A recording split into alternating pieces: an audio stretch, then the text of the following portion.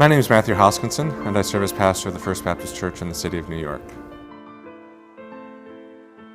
The problem of human trafficking is pronounced here in New York because we're an international city. We're a global city, and is this issue that the rest of the world is talking about, but for some reason churches don't seem to be talking about, or shouldn't the church be at the front of that?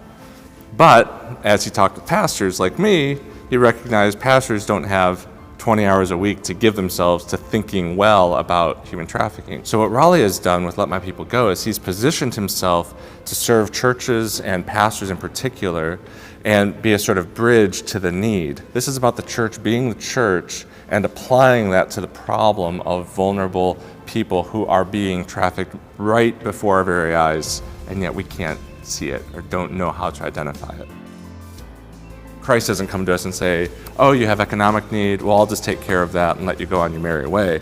Christ comes in and says, I'm going to change everything about your life from the inside out through the gospel. And we want to be the hands and feet of Christ in that way.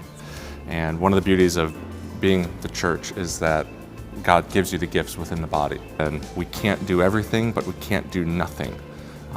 The scriptures don't allow for that. If we're going to love our neighbor as ourselves, we cannot merely say, well, we'll love our Christian neighbors. Teams emerge because you realize that the Spirit's given people who can do that, and it might not be the people you anticipated. Actually, the DNA of the gospel changes the way we look at vulnerable people.